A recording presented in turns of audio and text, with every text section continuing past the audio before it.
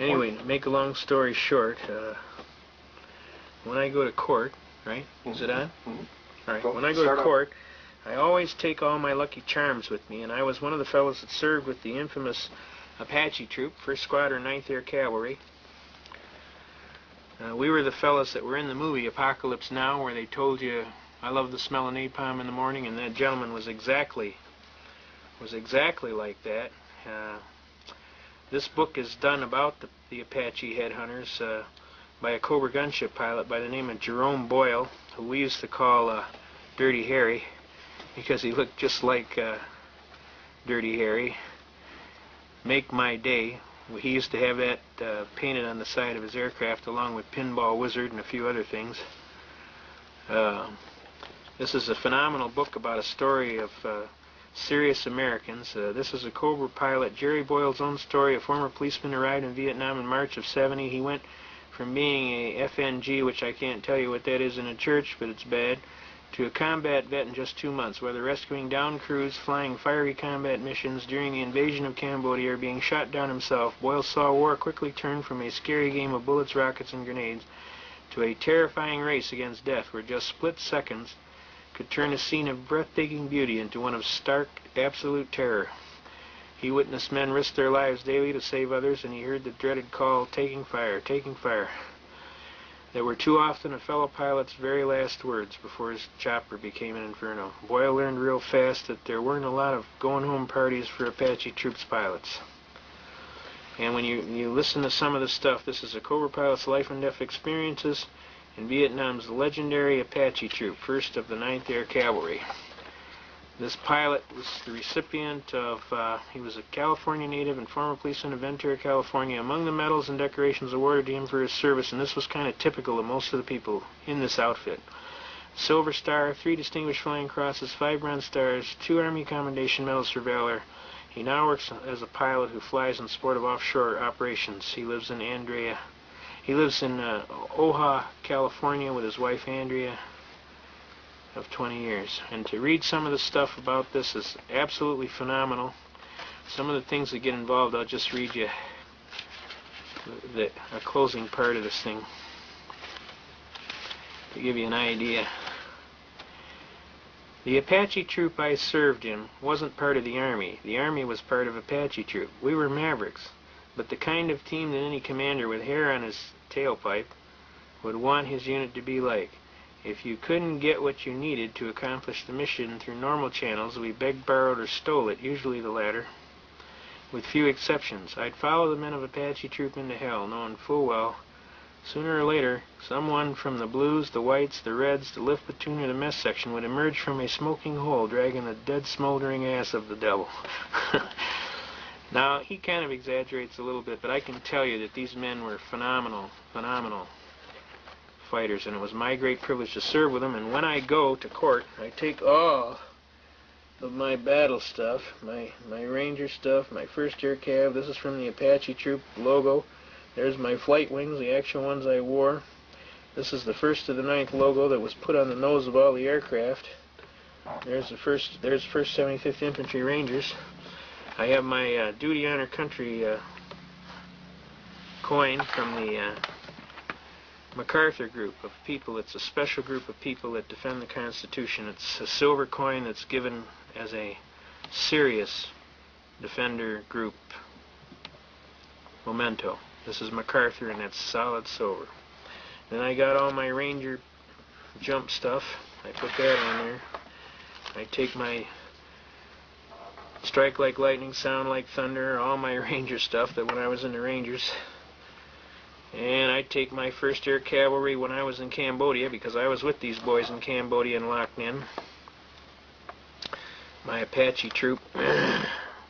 That's right off of our shoulder patches from the Apache Troop, the original one. I was with take my Detroit Judo Club.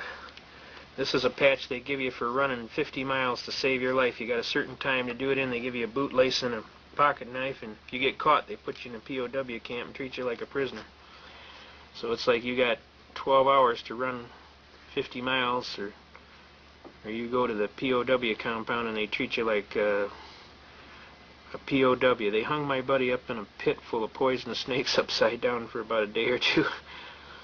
And then this is my other patches that I wear from Vietnam and Special Operations Group. I flew in support of Bogrites in Cambodia. We used to deliver their supplies. I got my Ranger belt buckle. All these are mementos of a program. My Bronze Star medal.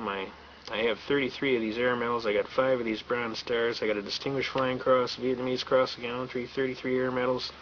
Shot down 4 times, left for dead twice. Walked out of Cambodia with 2 regiments on my tail feathers. This is the SOG Special Operations Group MAC-V that we flew in support of Bogrites in Cambodia and the Cambodian operation. I was one of the special air crews that was selected personally to fly the infamous Marine sniper in Laos to shoot that general at 800 yards. I was one of the guys that flew him in. And we wear the wings of eagles. We support the National Rifle Association totally. You know, we ain't fooling around. We want our Constitution. We want our Second Amendment. I am a member of Vietnam Veterans. And basically, when I go to court, I put all my Lucky Charms in my pocket. It kind of drives them nuts down at the courthouse. I also have my flag. I always take my flag with me. And I have my Vietnam Veterans belt buckles and my De Oppresso Libre, which means the liberator of an oppression from the special forces that was given to me by the boys over there for helping them, you know. So all this goes in my pockets. When I go to court, my Lucky Charms, I call them, and it's a little heavy, but you know, it's like, when I go for memory of those fine soldiers and some of the things. I'd rather be killing communists. That's one of the mottos of the paratroopers from the Charlie Company Ranger Company. Charlie Company Rangers was the boys that supported that that Marine sniper that shot him. That shot that general at 800 yards. So I'm a soldier. I've been a soldier. I believe in the things that the soldiers have done. I've seen a lot of good soldiers pay the maximum price.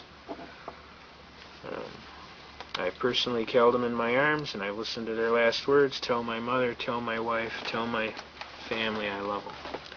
And to me, the Constitution is a very serious document, and we defend it to the death. We do not fool around when it comes to the Constitution. I've been doing it for 25 years. I am a graduate of Project Blue Book, the special project. I also take my harmonica. I have a harmonica. What's the special Project Blue Book? Blue Book is where they pull their soldiers aside and taught you the Constitution. And I always take my harmonica and I give them hell. Give them the...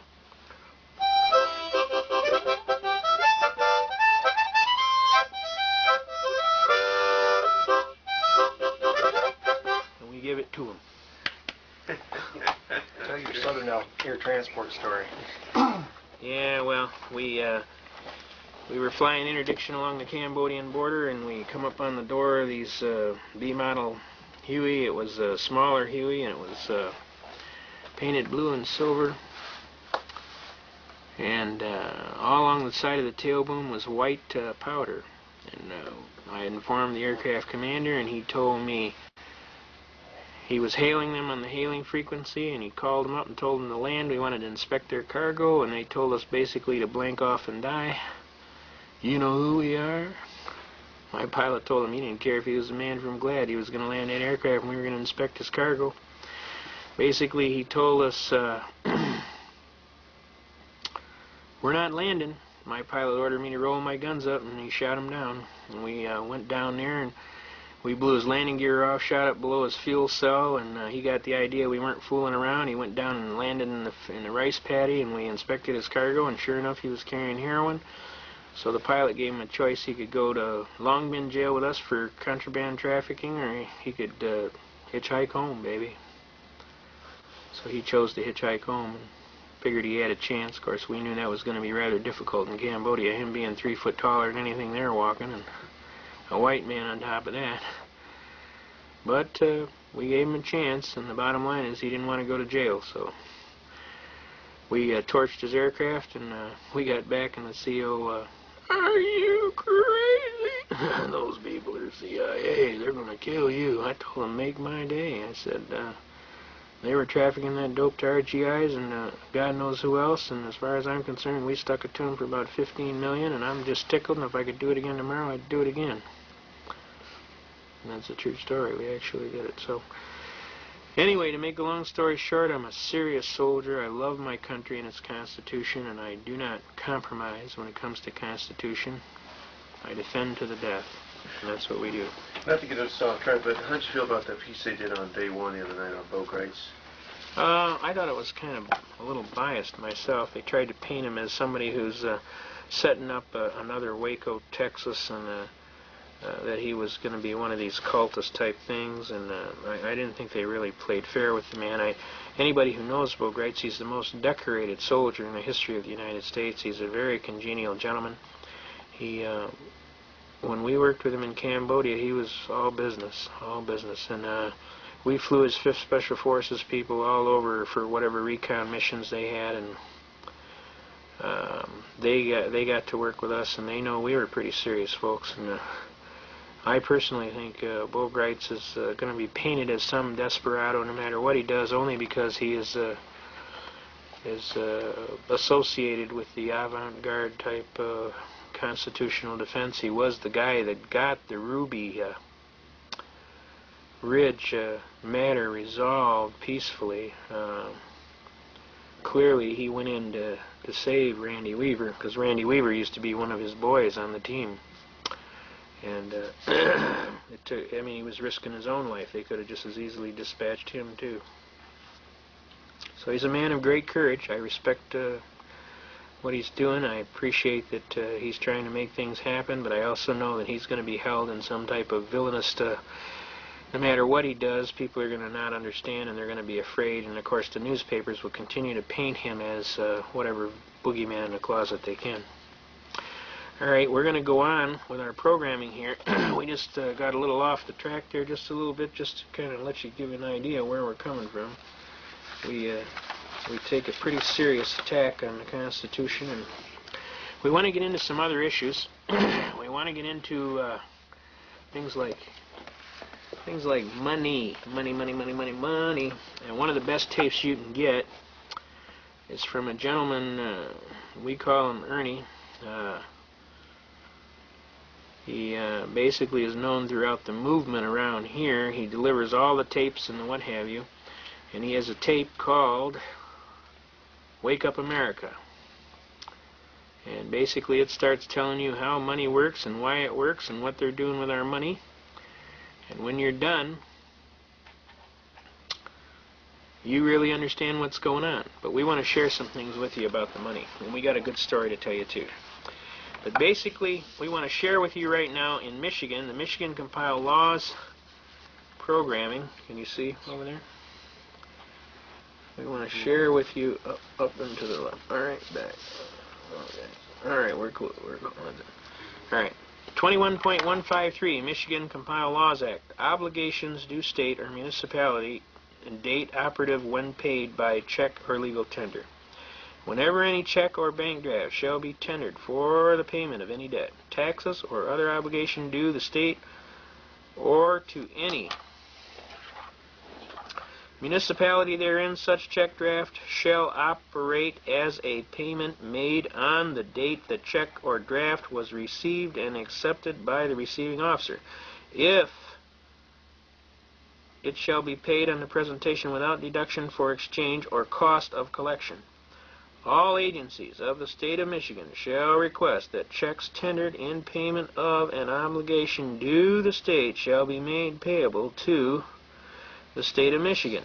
No receiving officer shall be required to receive in payment of any debt, taxes, or other obligation collectible or receivable by him any tender other than gold or silver coin of the United States, the United States Treasury notes, which you can't get today, gold certificates, which you can't get today, silver certificates, which you can't get today, or other Federal Reserve bank notes. And there's no bank notes in circulation. There's Federal Reserve notes, but there's no Federal Reserve bank notes.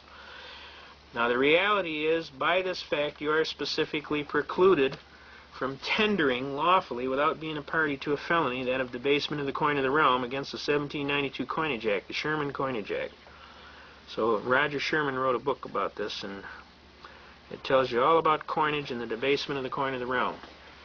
And that's why he is affiliated with the 1792 Coinage Act. Now the reality to this is, what has been going on over a period of time is they've been playing games with the money. As we can see right here, we have right here a silver certificate. This certifies that there is on deposit in the Treasury of the United States $1, right, of silver, all right? $1 in silver payable to the bearer on demand. Now, we had a little time, we got together, we had some of these notes, we had some gold certificate notes. Also, we got one here that says, United States note, the United States of America. Now notice the difference here, folks. This one just says, this note is legal tender for all debts public and private, but we know that that's a lie, because Article 1, Section 10 of the Constitution says, nothing but gold and silver coin shall be made a tender in payment of debt. Now this is going to bring up a real interesting case that we got here. Now, we went down to the Federal Reserve Bank and we took $500 worth of, these are silver certificates here, but we took gold certificates, $20 gold pieces. We had $500 worth, and we went in the Federal Reserve Bank, and I walked up to the window and I said, I'm the bearer on demand and lawful money of account of the United States government, sir. I said, I want my gold. I handed her the notes. She looked at me and she says, sir, we don't have any gold. I said, are you trying to tell me this bank is overextended? Everybody looks. You can't come in here and do that, sir. You're going to get a run on the bank. I said, I'm asking you for my gold. I'm the bearer. I'm here before you demanding. It says pay to the bearer on demand and lawful money of the account of the United States government and $20 gold. I got $500 worth of these, and I'll take $20 gold pieces. We don't have any gold. Are you trying to tell me this bank is overextended? So they called the SWAT team. This lieutenant comes running up, and all these guys got rifles, and they're all at port arms. And the lieutenant walks up to me and says, all right, what the hell is going on here? So I explained to him. I said, sir, I am the bearer on demand and lawful money of account of the United States government. I'm here and before this bank. This is a lawful bank of the government.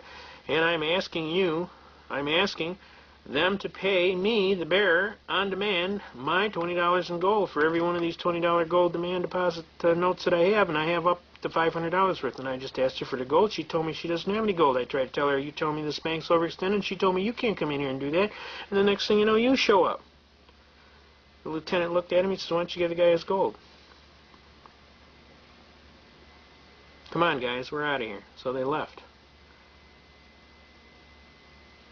They couldn't give me my gold because they ain't got any gold. But there is a contract on here that says pay to the bearer on demand. Now in this one, it's $1 of silver. In theory, the contract is there, and you could, in theory, go collect it. But upon trying to collect it, there is no gold. There is no silver. They don't have any.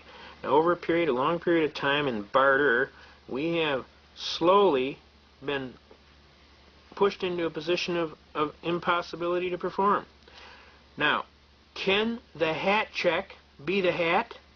Can you walk in and check your hat and get a hat check? And then when you come back to get your hat back, they hand you another hat check? Can you wear the hat check? Obviously not. So obviously the note is not the dollar. All it is the promise to pay $1. Does everybody understand that? And what has happened over a long period of time in custom and uses is the people have been hoodwinked into thinking that they have money, dollars. There are no dollars. Dollar is a unit of measurement. Which brings up a very famous case, the case of Montgomery Wards versus Eugene Glacier. For those of you who want to order the case, we'll be happy to give you the court case numbers. Let me take this off so it doesn't reflect too much. This is a very famous case, okay? The docket number is 82-002087. This is before the Honorable District Court of 52nd 3rd District Court. The judge of the record was the Honorable James P. Sheehy, okay?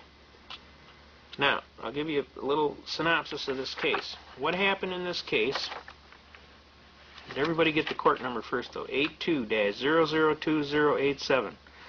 All right, now, what happened in this case, to make a long story short, this gentleman's wife got a little mad at him and decided to take his credit card and go out and charge to Montgomery Ward's from the front door to the back door, and he ran up quite a large sum of debt. The matter got, of course, Montgomery Ward's wasn't going to take it back. You bought it, it's yours, you got it. Now, they went to court and came up before the famous Judge James P. Sheehy of 52nd 3rd District Court, who, by the way, is a very excellent judge, very knowledgeable, very a decent man, a kindly man. He's pretty serious business, though. If you're screwing around, he's going to hammer you, but most of the time he's quite congenial and kind of a lot of fun, too.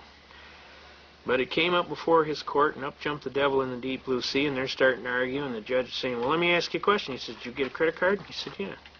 So you signed for the credit card? He said, yeah. So you give a credit card to your wife? He said, yeah. He said, here's the bill. You pay. He says, okay, Judge, now let me explain something to you. You told me that the judgment is for this amount. Is that right? And I'm asking you, and you told me it's this many dollars, and I'm asking you for a determination of the dollars. What dollars? He said, sir, you can interpret it any way you want. You can make it frankincense or myrrh. I don't care. I don't care if you don't even pay this judgment. I'll tell you what, don't pay it. There's a lot of documents in the basement, they never pay them. He says, don't pay it. We'll just take judgment against you, and we'll attach it, whatever we need for writs of attachment, and we're going to collect on this debt. He said, sir, you misunderstand my point. Now, you have told me this amount of dollars, and I'm confused here. I need to know something about these dollars. He says, well, let me clarify it for you. I've entered a judgment against you for the amount due, all right? He said, yes, sir, but if I ask you for a pound of something, you're going to say a pound of what? And if I ask you for a gallon of something, you're going to say a gallon of what? And if I ask you for a foot or a yard of something, you're going to say a foot or a yard of what?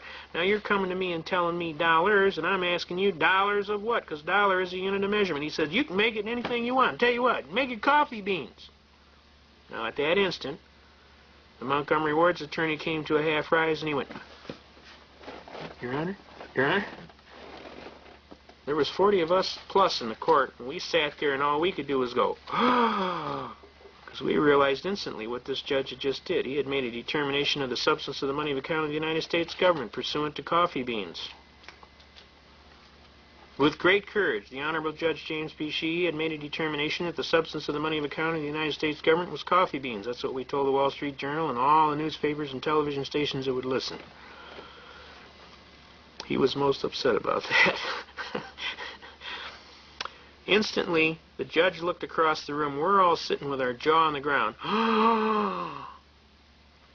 And he leaned back in his chair, flipped his pencil in the air, and he said, S with a hit on the record. He realized that a landmark Michigan court decision had occurred. He realized that Montgomery Ward's wasn't going to say nothing. Because they won. They ain't going to appeal. They won. What are they going to appeal? You won? You won. You won? You won. There's nothing to appeal.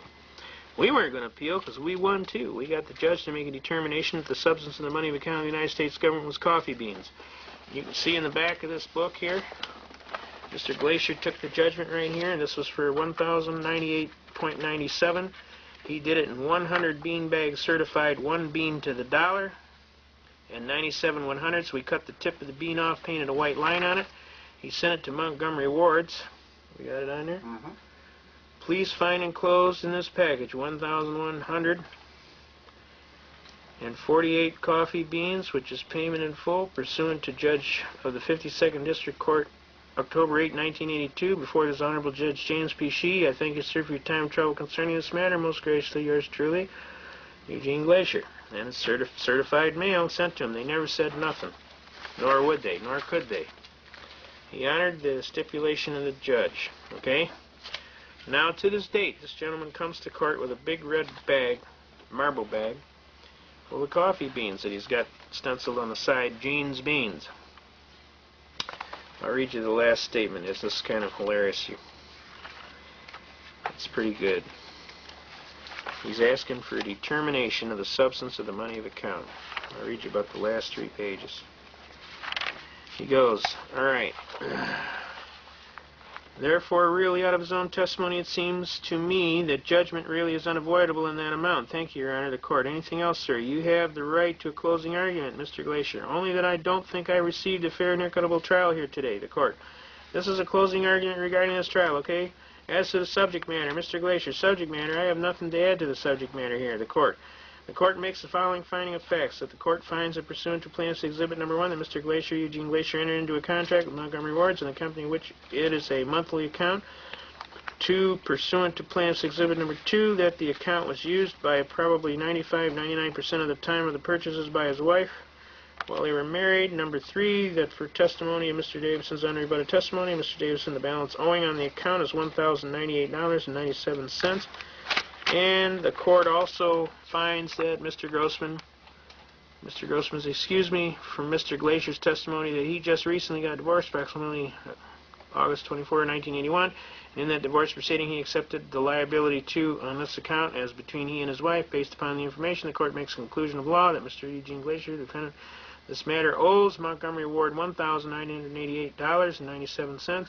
Court finds a judgment in favor of plaintiff in the amount of plus costs. Mr. Glacier, you have a right to appeal this, and that appeal, I think, is in 15 or 20 days, Mr. Grossman. Mr. Grossman, 20, Your Honor, 21, actually, out of county 23. I think it's 20 all over now, Your Honor, the court. I think it is. It used to be 15 on some cases and 20 on others, and I could never keep it straight, but I think it's 20. You have a right to appeal in 20 days. If you appeal, let me explain to you how you do that. You have the file with the court with the circuit claim of appeal. Are those the ones that are marked by the way those exhibits? Mr. Grossman, oh yes, sir, Your Honor, that's right. The court. We better keep those. You can give him a copy of the other ones. By the way, you can file a claim of appeal with the circuit court in this court. You also make a request to the court stenographer for a copy of the record. A copy of the record must file within a certain amount of time. Then you can tell you must file, as I say, a claim of appeal, and then you have a certain number of days after that to file your appeal. Okay, claim of appeal is nothing more than a little form. I hereby claim appeal. Okay, so but the court clerks can give you more information. But if you don't file an appeal within 20 days, you've lost your right for an appeal. Any other questions before the court recesses? I'd still like to have a motion for a more definite statement. Dollars of what? Do I owe the court dollars of what? The court has made it. Now this is after he had already told them dollars of what before, and the judge told him frankincense and myrrh, and then he kept hammering away at this dollars of what, and then the court lost its cool. The court has made a judgment of $1,098.97, and however you interpret that, sir, if you want that in coffee beans, that's okay with me, really. Okay, thank you much. And at that point, we all went, ah. And he went, O-S with a hit. He realized he threw his pencil up in the air. Now, this is a magnificent case and an example. And to this day, this gentleman still pays court judgments with coffee beans. And it's a viable case. You can use the case as a reference. It's a landmark Michigan court decision. We use it thoroughly. Okay? Now, to make a long story short, Article 1, Section 10 of the Constitution is clear and specific.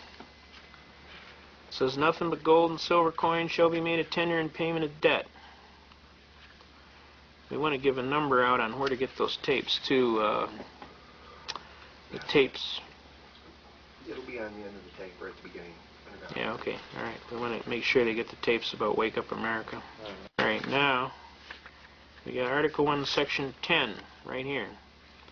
For those of you who are looking for no bill of attainder or ex post facto law shall be passed. That's traffic tickets, folks. A bill of attainder is a traffic ticket. Can you see that right here? No bill of attainder or ex post facto law shall be passed. No capitation or other direct tax shall be laid unless by the rule of apportionment or census to... We'll talk about that later. That's another heavy one.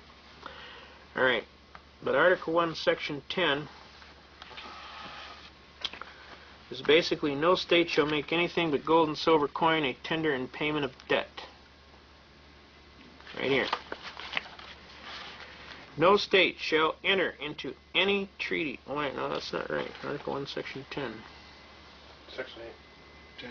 It's Article 1, Section 10. No state shall make anything but silver coin. It's on the bottom of the page. All right, where's that? Oh, that's 9. That's why. Article 1. No, that is. It's towards the bottom of the page.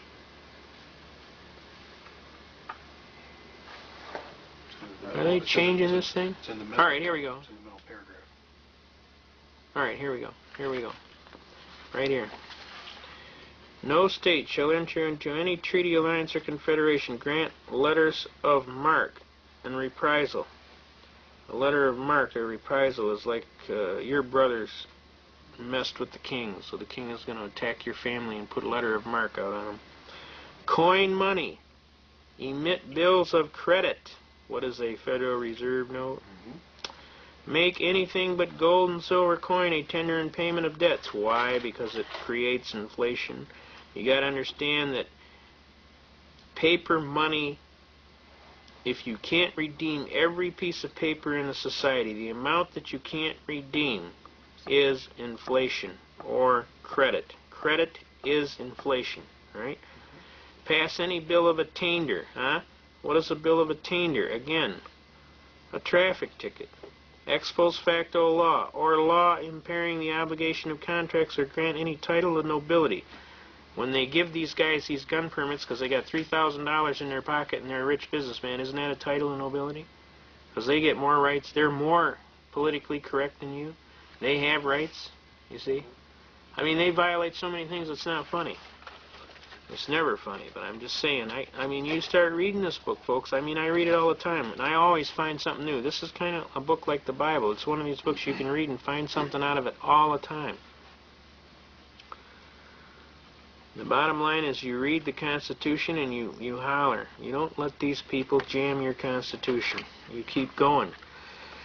Now, we also know, we wanted to share with the program, the Bretton Woods Agreement Act, because we're on the subject of money.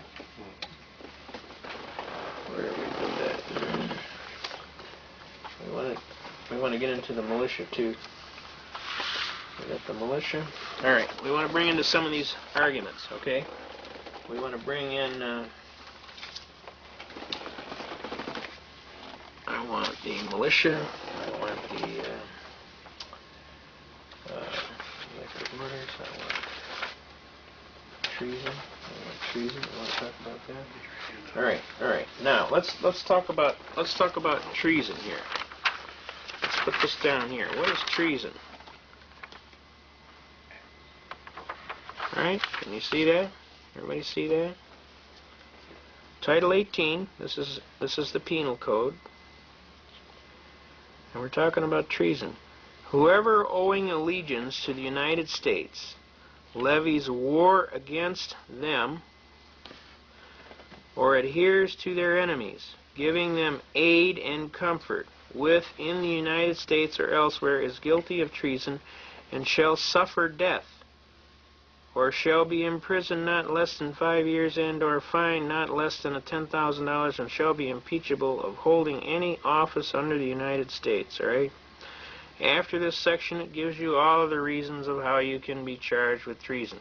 But the basic issues come under adheres to their enemies, giving them aid and comfort. Now, breaking down the laws of our country has also been construed as giving the enemies aid and comfort. So if they're violating their oath of office and they're not upholding the Constitution, that is treason. Because in so doing, they create anarchy in the land. And in that, they aid the enemies of our country. Does that make legal sense to you? All right, now let's talk about some of the things that are going on in our country. Let's talk about them. Let's talk about where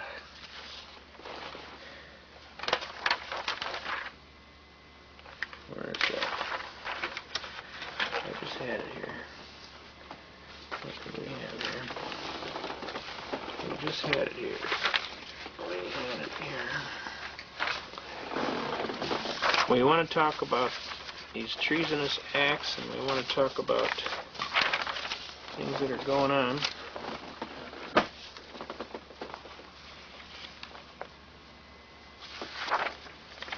This is the militia. All right. All right, here we go.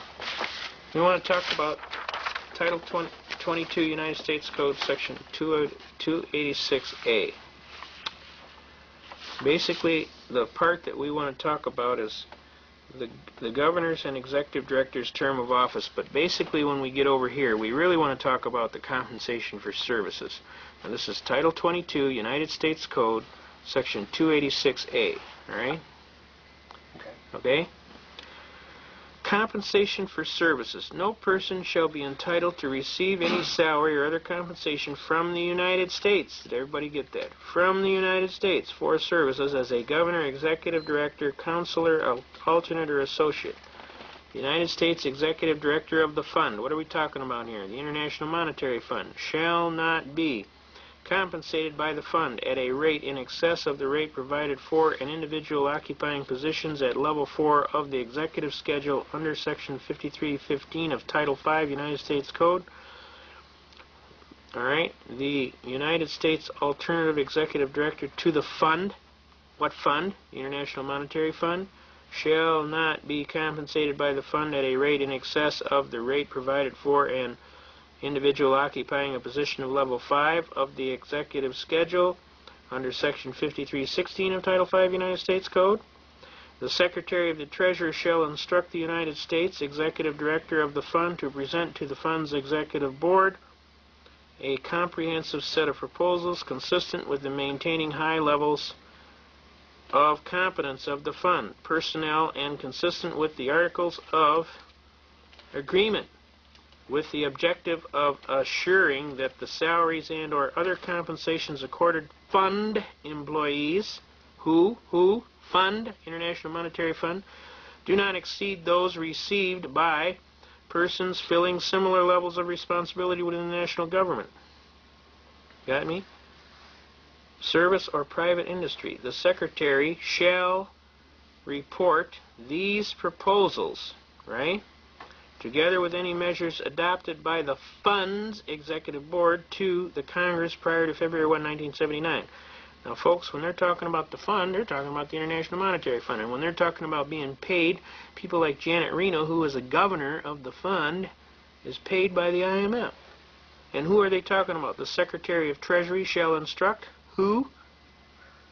Now, these people are paid by another government to our people. That is a violation of our laws.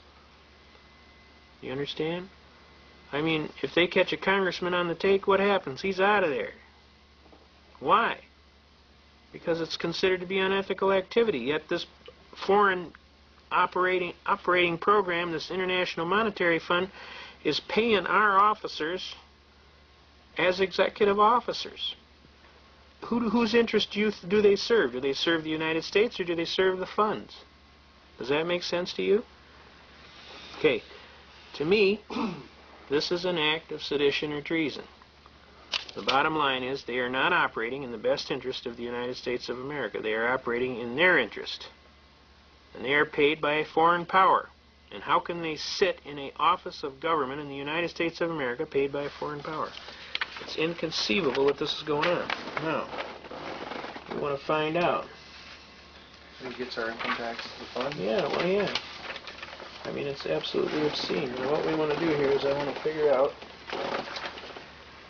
We got the treason, so we know that's treason. I mean, if they're operating outside, they're in treason, right?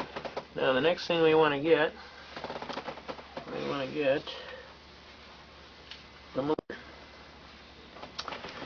get the militia up here. Now, folks, the militia is organized because they have been concerned about our Constitution getting dumped in the can. Also, we want to show them this. These concurrent resolutions here expressing the sense of the Congress regarding the need for the President to seek the Senators' advice and consent to ratification of the United Nations Convention on the Rights of the Child. Okay. United Nations consent on the rights of the child. Okay. John Conyers is in on this. He's one of our guys, too. Okay? Now, the bottom line is they're setting standards, all right? And on these standards, whereas it is estimated that every night in the United States at least 100,000 children go to sleep homeless. Whereas, I mean, they make all these allegations. Wherein the United States has the world's largest gross national product, yet American children rank below the top 15 nations in regard to the health and well-being. Whereas in 1989, infant mortality rate for the United States ranked 19th in the world, being Singapore or Spain. I mean, they make all these allegations about the United States and the national Commission on Children has declared that every child in America needs an excellent education, yet approximately 40% of the nation's children are at risk of school failure. I mean, they go on and on. Whereas the United States, 2,600,000 children were reported to be abused and or neglected in '91. I mean, this is ridiculous. Whereas it's estimated that 1,800,000 teenagers were victims of violent crime. Whereas the Supreme Court has never fully articulated the range of rights to be accorded to children under the United States Constitution, or fully articulated the manner in the Constitution is applicable to minors. It is. Whereas the positive futures of our families, communities, and nations are dependent. Now, you keep reading all these whereases. Whereas 29 others nations have signed convention indicating their intention to ratify the convention in the future. And then you get down.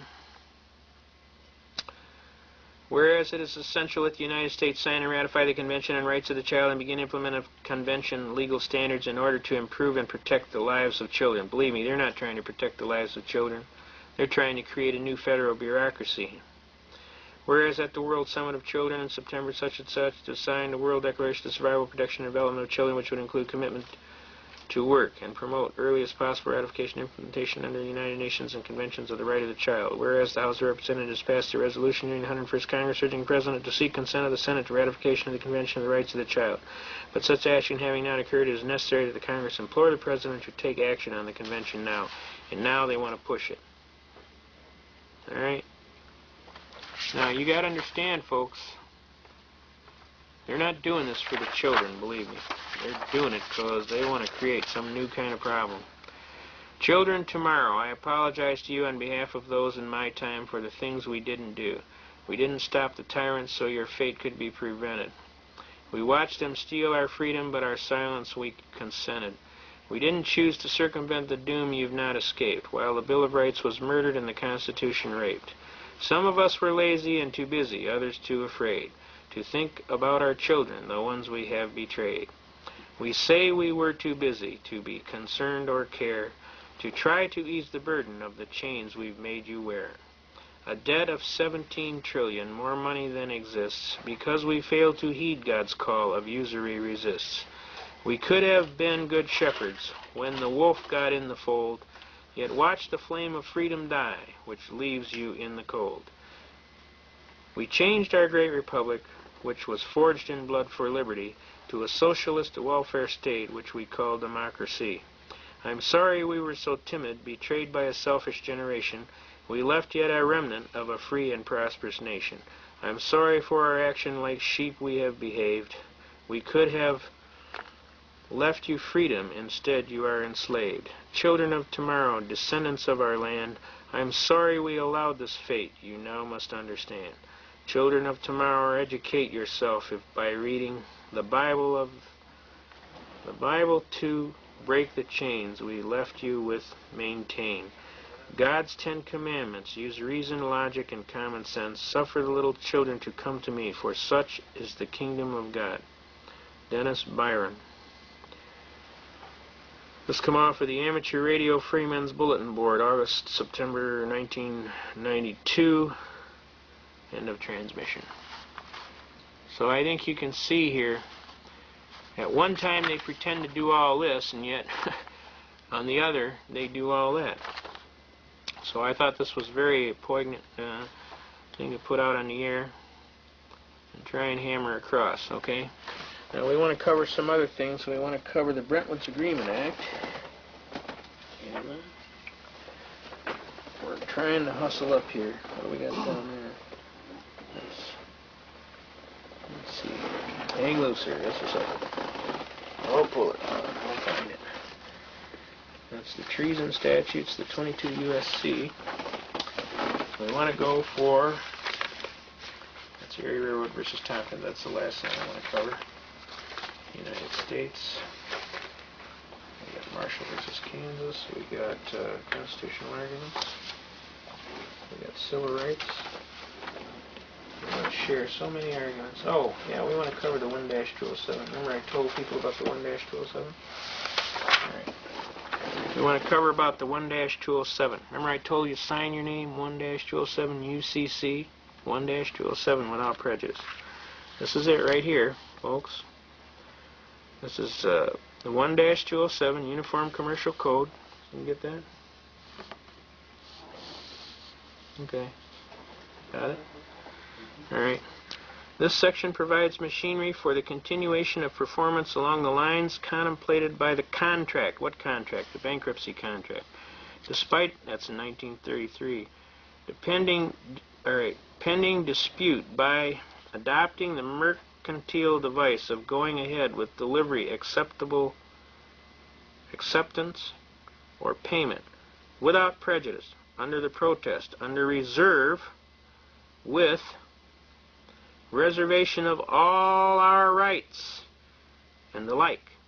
All of these phrases completely reserve all rights within the meaning of this section. This section, therefore, contemplates that limited as well as general reservations and acceptance by a party may be made, subject to satisfaction of our purchaser, subject to acceptance by our customer, or the like. This section does not add any new requirement of language of reservation where not already required by law, but merely provides a specific measure on which a party can rely as he makes or concurs in any interim adjustment in the course of performance. When they say performance, they're talking about contractual performance. It does not affect or impair the provisions of this act, such as those under which the buyer's remedies for defect survive acceptance without being expressly claimed. If notice of the defect is given within a reasonable time, nor does it disturb the policy of those cases which restrict the effect of a waiver of a defect to reasonable limits under the circumstances, even though no such reservation is expressed. Now, this is all what they're talking about when you write down without prejudice. They're telling you you have a right to reserve your right. So I'm telling you to use it. Don't screw around. Sufficiency of the reservation. Any expression, can you see that? Any expression indicating an intention to preserve rights is sufficient, such as without prejudice, under protest, under reservation, with reservation of all our rights, under duress is another one. The Code states an explicit reservation must be made. Explicit undoubtedly is used in place of express to indicate that the reservation must not only be expressed, but it must also be clear, under duress, that such a reservation was intended in advance, right? The term explicit as used in UCC 1-207 means that which is so clearly stated or distinctly set forth that there is no doubt as to its meaning. Okay? Now that is the reservation I want you to claim. I want you to screw around. I want you to use your head for something other than a hat rack. Because I'm telling you, You just do it, too. just do it.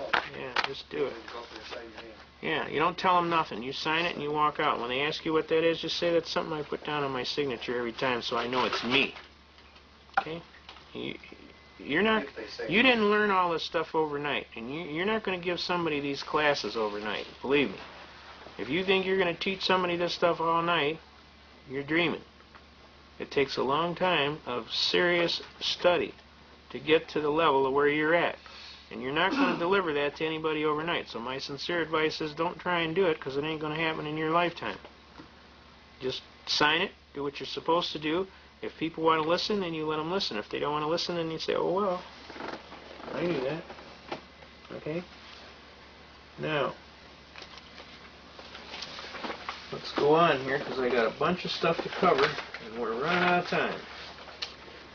All right, what do we got here? All right, we want to cover the militia. There's a lot of people you're hearing talking about the militia. I want to get the Brenton Woods Agreement Act, too, if we can. again. Let me see here. I know we had it. Oh, Lord. This is the hard part, keeping track of everything. Okay. Alright, we will find it. I promise you that. Alright, what we want to do, we want to show off some of these things. Under executive order of the President, all persons required to deliver on or before May 1st, 1933. Try and blow that up. That's a good one. That's all your gold and silver. I want to make sure we get into all kind of arguments here real quick. Like. Should we have some gold and silver? By law? Should we have some? Yes, yes. I think you should set aside some serious money to put in. I think people shouldn't have everything in gold and silver, though. I think you should have. I think you should buy toilet paper, and I think you should buy food, and I think you should buy cough medicine, and I think you should buy laundry soap, and I think you should buy, have some stuff around like you would keep your normal business, and put a little bit in gold and silver. I think you should have a pump shotgun in your closet to defend your house. Something, yeah, something to defend your house. Not that you may need it, but if you do, you got it. I think you ought to seriously consider. Alright, we got the militia here. That's one of the next biggies we want to talk about. The militia. Alright, let's do that. I'll bring that Bretton Woods Agreement Act in yet. But that's also serious business. Oh, here we go. Here we go. That is good. Here we go. Now, here we go, folks. This is the Bretton Woods Agreement Act. And this is the Agreement Act that created this problem with this Title 22 United States Code Section 286. Okay. This is heavy duty, folks, so remember I showed you about treason. Okay. No person shall be entitled to receive any salary or other compensation from the United States for services as a government executive director, counselor, alternate, or associate, right? Congress by law authorizes such action. Neither the President nor any person or agency shall, on behalf of the United States, request or consent to any change in the quota of the United States under Article 3, Section 2, the Articles of Agreement of the Fund, the International Monetary Fund. Alright, let's pull it up here. Alright, they're talking about dollar under paragraph 6. Okay, that's not what I want. Let's see. Make any loan to the fund or bank. Approve the establishment of any additional trust fund for the special benefit of the single member or of a particular segment of membership of the fund. Now, alright, let's see. In order to carry out the purposes of the decisions of January 1962 of the Executive Directors of the International Monetary Fund, the Secretary of the Treasury is authorized to make loans not to exceed looks like billion, yeah, outstanding at any one time to the fund. If it sounds like I'm hammering on that fund, that's because I am. Under Article 7, Section 1, subparagraph I of the Articles of Agreement of the Fund, they set this thing up.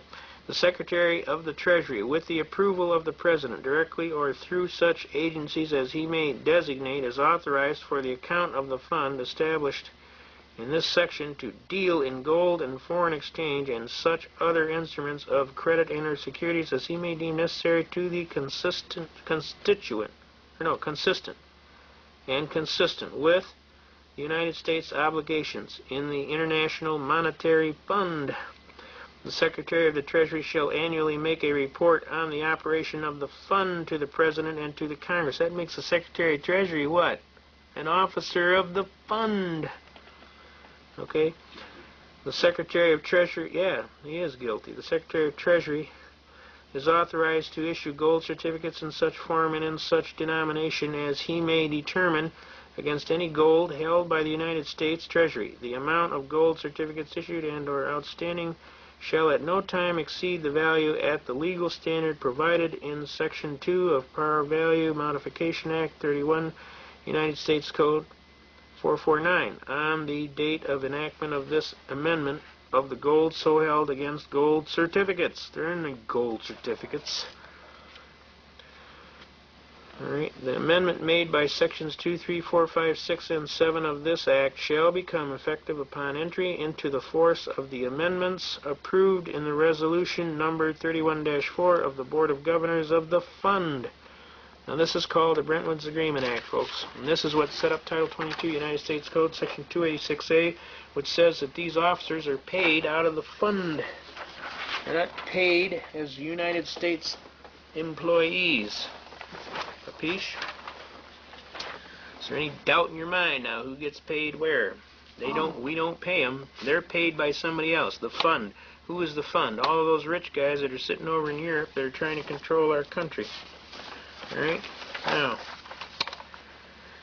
Okay, let's move on here. We got things to do. I want to show you something else too. Let's look at the very first book of of the United States Codes Annotated. And I don't care which section you grab. Grab either Lawyer's Edition, or if you grab...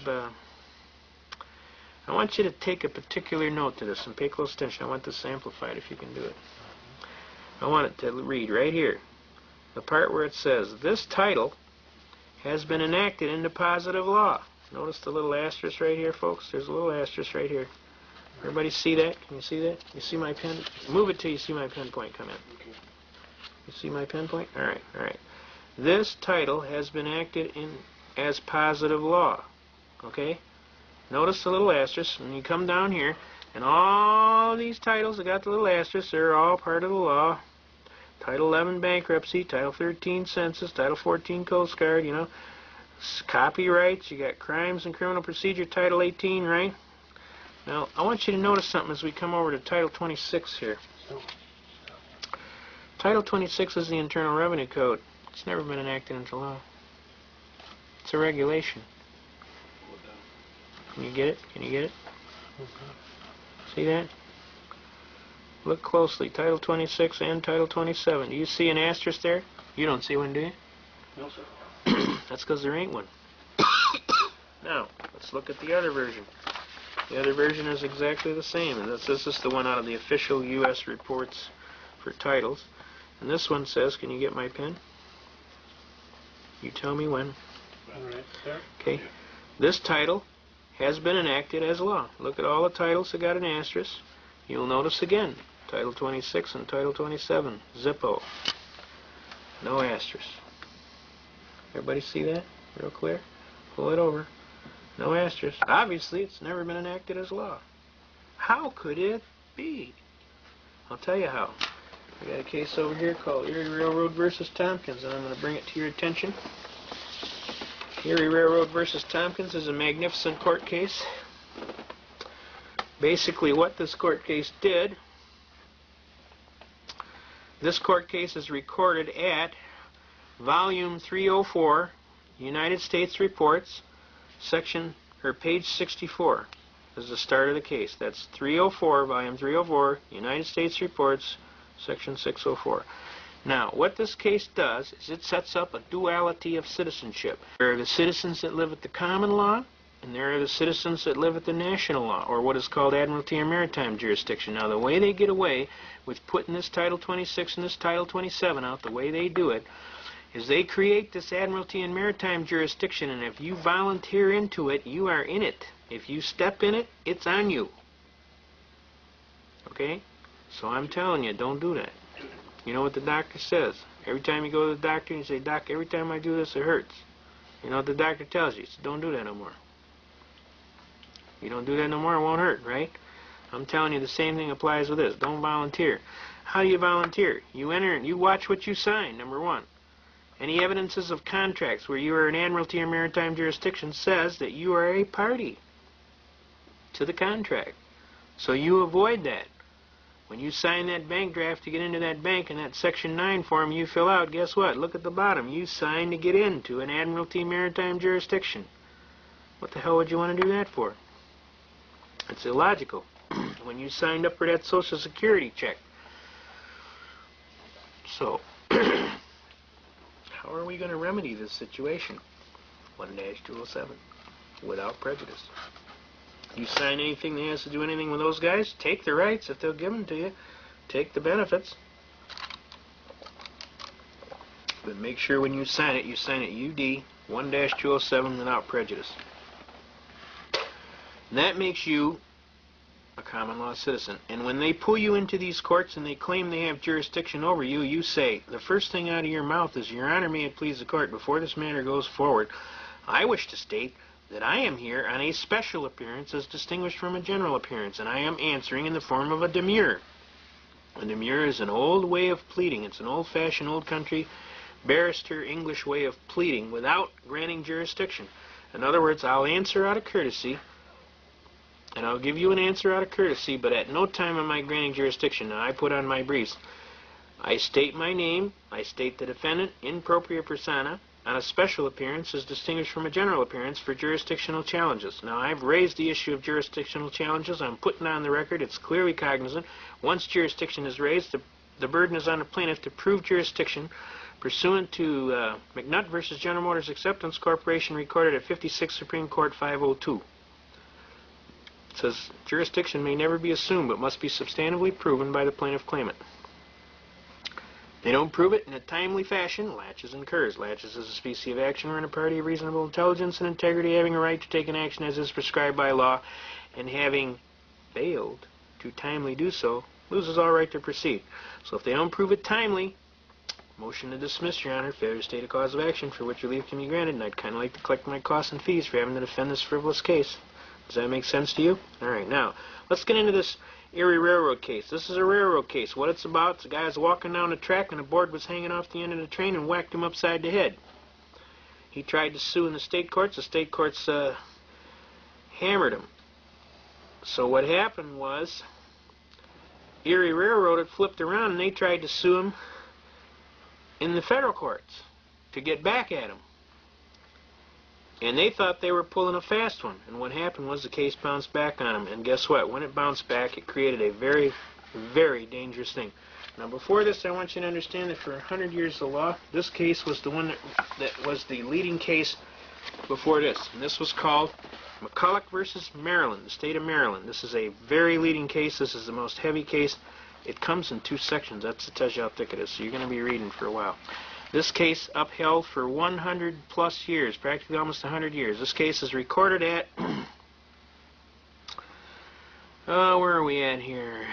Where is the site? The site is, come on, give me a break. It's page 316. What is the volume? You guys are messing with me. You see a volume in there? Well, let's see what they call out here. They call up the beginning of the case. Well, we'll get you the volume. I should know it by heart, but I don't. Let's see if we can get it. It's a 1819 case. It is an old case. And it upheld for years the single citizenship relationship.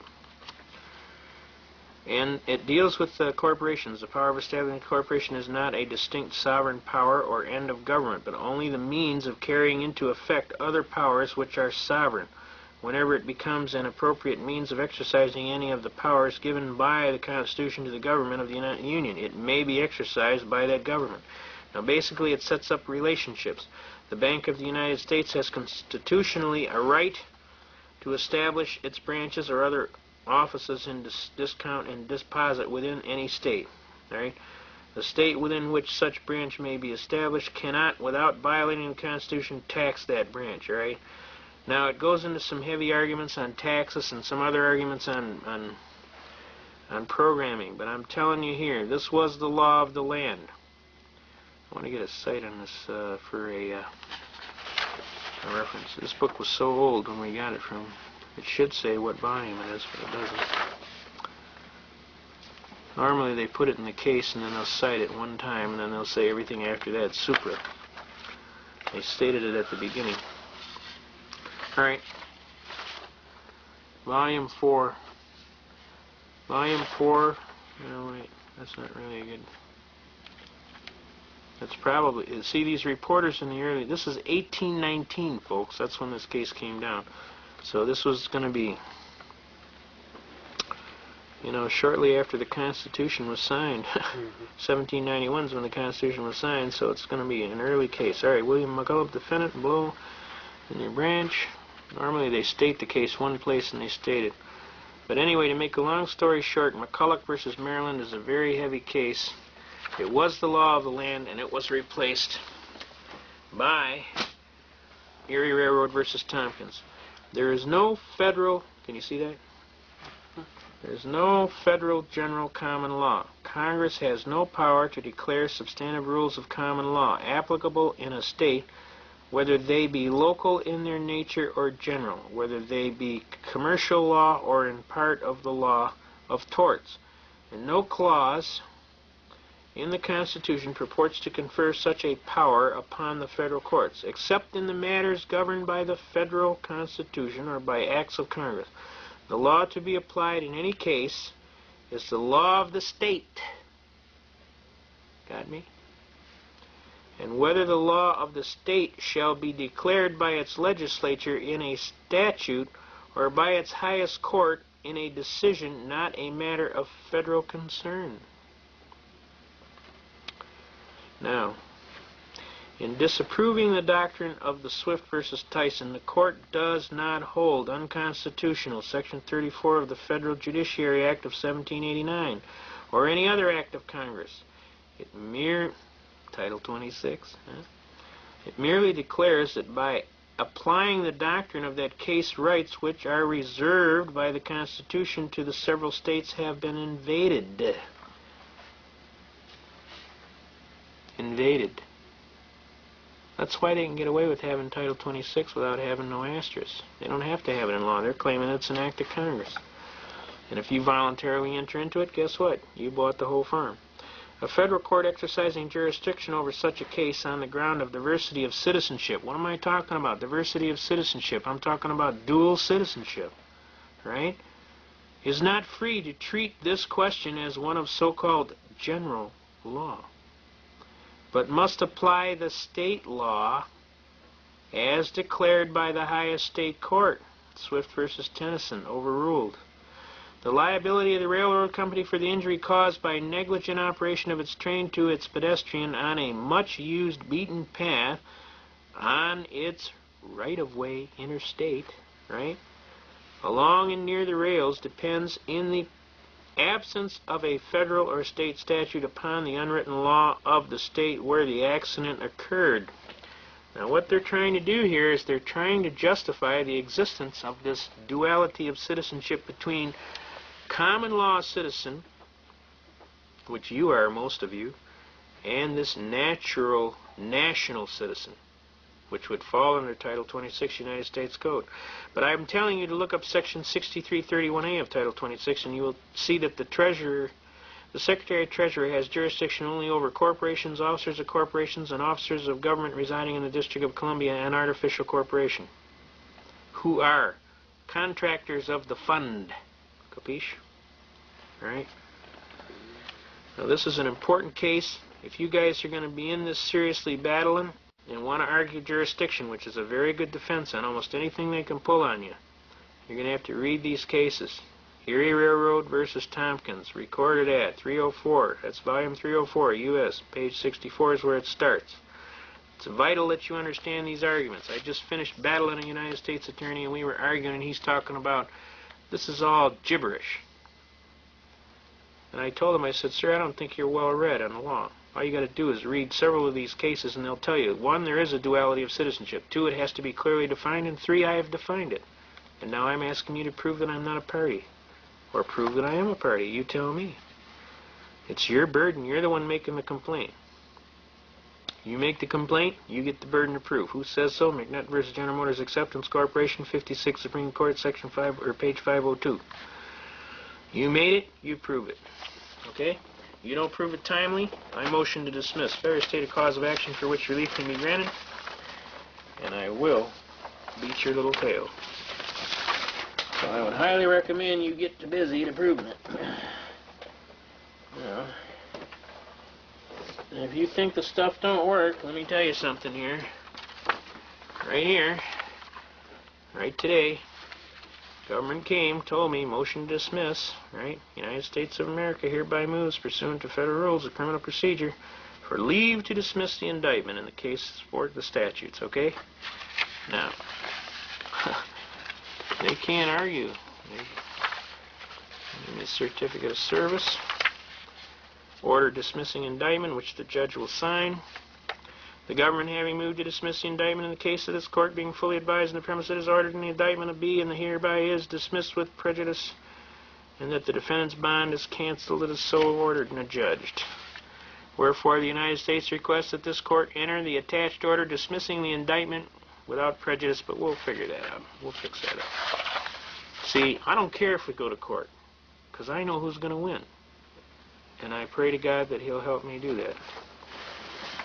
So if they want to go to court, I tell them, make my day. When I'm in the court, the guy says to me, well, we could get you for an income tax evasion, and you might win one, but you won't win them all.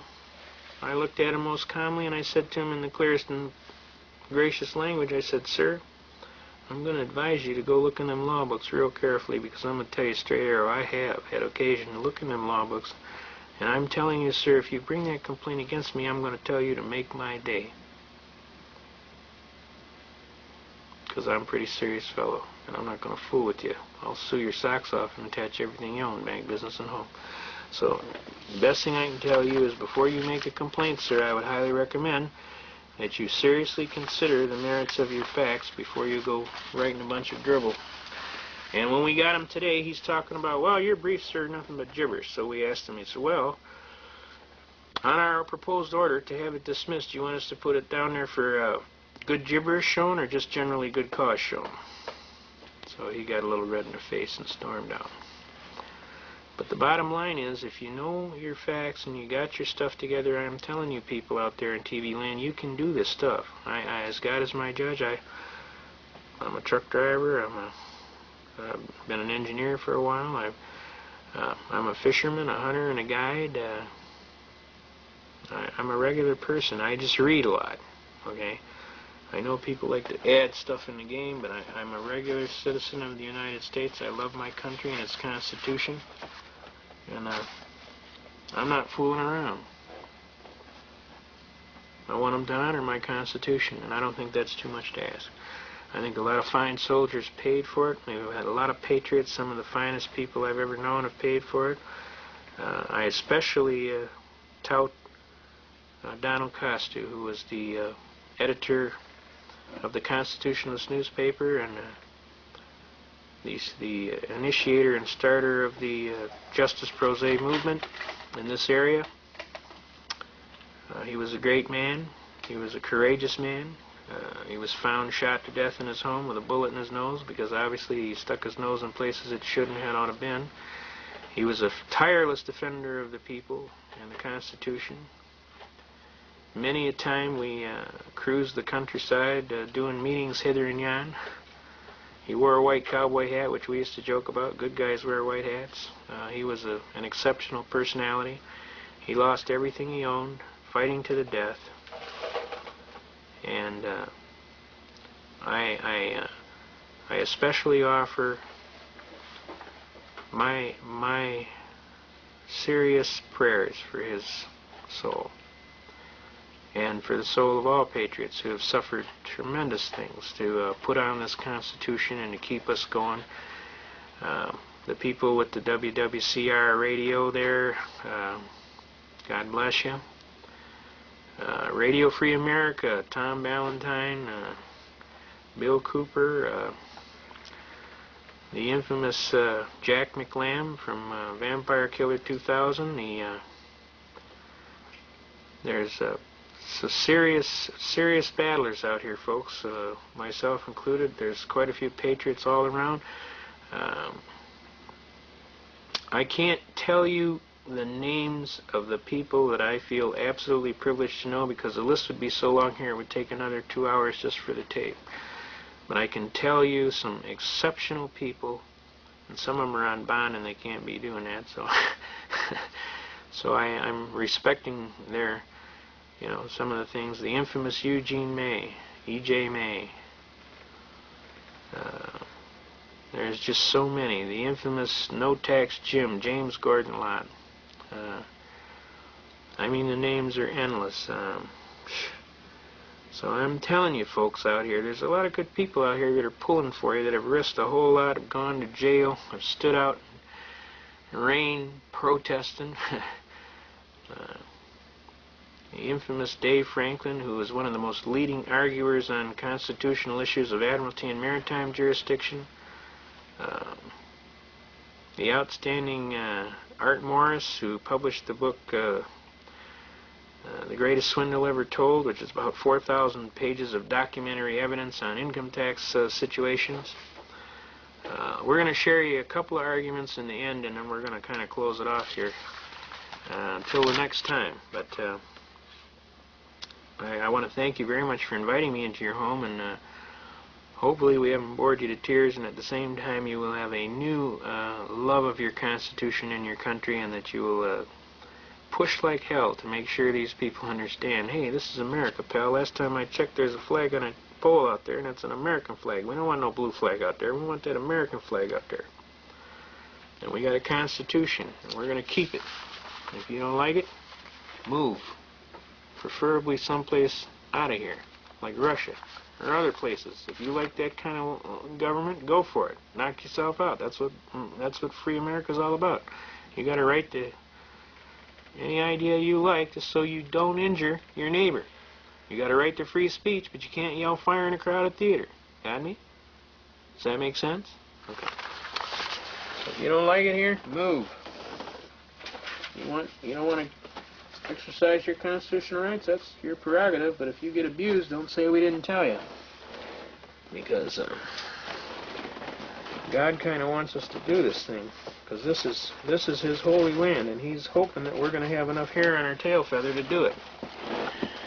Now I want to get into a couple other arguments. One of the things I want to tell you about is procedure. You're going to go to court and you're going to be your own attorney. By the way, this is the infamous No Tax Jim. He just died, God rest his soul. The infamous James Gordon Lott. I helped the gentleman do his appeal briefs to the U.S. Supreme Court, and I can tell you he was one hell of a gentleman. He can quote Tragedy and Hope, Quigley's Tragedy and Hope from the hip, from memory. And he just passed away. Just recently he died. I want you to see how he died, too. Where does it says? He was alone when he died, Monday. And no services planned, and they cremated his body. He fought to the end. To his last day, he was on the Mark Scott program. There's another exceptional patriot, Mark Scott. I can't speak highly enough for the courage it takes to come on the radio and tell God's truth. There's a lot of people like him. Tommy McIntyre, Mike Reagan. We could get you a list a mile long. There's patriots that come on and tell it like it is. J.P. McCarthy is another one that gets on there and tells it like it is. I remember this one casual time he got Gus Hall on, and J.P. said to Gus Hall, he says, Gus, don't you get tired of losing? Because Gus was running for president on the Communist Party ticket. And Gus turned to him and he said, J.P., what makes you think we're losing? He said, we've implemented every plank of the Communist Manifesto. We just haven't got the guns from the people yet. And J.P. turned to him and said, yeah, and you ain't going to get them from the people. What do you think of that? Well, folks, what do you think of that? They're working on it, aren't they? Huh? Now, you're going to go to court and you're going to be your own attorney. You got to be sharp. You got to keep records. You go to court, you write it down.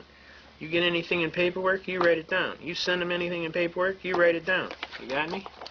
You don't be screwing around on me, because I'm going to tell you some of these things got dates and times and things that you got to do. And if you don't take care of business, guess what? They ain't going to take care of it for you. You're your own attorney. If you want to be your own attorney, you got to have records. You got to keep on top of things. So every time you do something, you write it down. And you make sure you can go back and say, yeah, I remember on such and such a date at such and such a time this happened and this happened and this happened. You can construct a chronological order of events, okay? Now, also write down all important numbers to anybody that has anything that's got to be done. Okay, now, what we want to get into is we want to get into some serious arguments on taxes. Okay? And also, we should tell you that if anybody violates your rights, okay, Title 42 United States Code, Section 1983. Everybody got this? Can you see it? Every person who, under color of statute, ordinance, or regulation, custom, or usage of any state or territory or the District of Columbia subjects or causes to be subjected any citizen of the United States or other person within the jurisdiction thereof to the deprivation of any rights, privileges, or immunities secured by the Constitution and the laws shall be liable to the party injured in an action at law, suit in equity, or other proper proceeding for the redress. For the purpose of this section, any act of Congress applicable exclusively to the District of Columbia. Why do you think they said that? Because they're members of the fund. And they are under Title 26, Section 6331A. Shall be considered to be a statute of the District of Columbia. Now, does everybody understand about Admiralty and Maritime Jurisdiction? I know you don't, but not a little bit. They have created a duality of citizenship under the 14th Amendment. They're claiming there's common law rights, which everybody gets their Constitution, and there's national rights where you waive all your Constitution. Now, which did you want? Does that sound like a good deal? Sounds like you're being ripped to me. Here we got the 1-207. Remember, 1-207, right? All right, now. Okay. Where are we at here? We want to show Jack McLam's magnificent books too. Vampire Killer 2000 and the Aid and Abet newsletter. We need to get these out to every police officer in the United States of America. They need to understand what the heck's going on here. You get a hold of Jack McLam and his people at Vampire Killer 2000 and they will be happy to put this book out. This explains to your police officers exactly what the heck's going on. And they have an Aid and Abet newsletter that you can get. Let's get that out. Aid and Abet. Aid and Abet Police Newsletter, P.O. Box 8787, Phoenix, Arizona, 85066, right? And he has a phone number you can call him too, I think. Now, they have these vampire killers out, and it tells the police everything they need to know. Also, they publish a newsletter, Aid and Abet newsletter. You want to make sure, Aid and Abet, okay? And get that to your police officers. What I like to do is when a police officer busts me for something, what I like to do is I like to enroll him in a free subscription. And you know what? He hands it out to everybody. Plus, I'm doing him a service. Now, if you folks don't think this is serious, I'm telling you right now, they are building these work camps, these multi-jurisdictional forces, and these work camps all over. Notice that most of them are coordinated between Michigan, Indiana, Ohio, and Wisconsin. And then they got a bunch more out here in the Wyoming, Idaho, the Great West, and they got them in California. Then they got these detention facilities. Everybody paying attention to these detention facilities? Notice where most of them are, and what they call them is regional prisons. Look at all the ones here in Michigan, Indiana, and Ohio, or Illinois. There's a bunch of new ones since then, too. Yeah, there is. I know there is. They prop up and they call themselves, okay, and then they got battle groups, United Nations battle groups. I mean, we've had reports of Russian troops being in Michigan all summer. And we got positive sightings by people that are retired military colonels and above. And we know they were at Camp Grayling this summer. So I'm telling you folks, the time to wake up is now. Wake up, America, before it's too late. Before you lose your God-given rights to some foreign potentate who might think that you look like a sucker. I mean, you want to buy any apples off that cart? I ain't buying no apples off that cart because I know they're all rotten. Okay? Now, we want to get into Militia? the next thing we want to get into is the militia, right? And then we want to get into taxes seriously. And that'll be the close for today. Now, those of you who have been in militia groups and everybody's getting all panicky, let's understand a few things about the militia. Whether you like it or not, you are in the militia in the state of Michigan. And I will tell you right where it says that. Article 17, militia, right here. What does it say? And this is from the 1850 Constitution. All the way back in our state to the Northwest Territories treaty, they have a militia. but this is an example of what they're talking about. The militia shall be composed of all able-bodied male citizens between the ages of 18 and 45 years, except such as are exempted by laws of the United States and of the state, but all such citizens of any religious denomination whatever who from scruples of conscience, all right, in other words, if you're a conscientious objector, may be adverse to bearing arms, shall be excused therefrom upon such conditions as shall be prescribed by law. And they have conscientious objector statuses, okay? Then you go to the 1908 Constitution, just to show you that this is the God's truth here. 1908 Michigan Constitution. The Michigan militia shall be composed of all able-bodied male citizens between the ages of 18 and 45 years of age, except such as are exempted by laws of the United States or of this state, but all such citizens of any religious denomination who, from scruples of conscience, may be adverse to bearing arms, shall be excused therefrom upon such conditions as shall be prescribed by law. Okay? Now, that's the 1908 Constitution. Now you come up here. Now this just lets you know the trend here. Now, we're in the 1963 Constitution. And in the 1963 Constitution,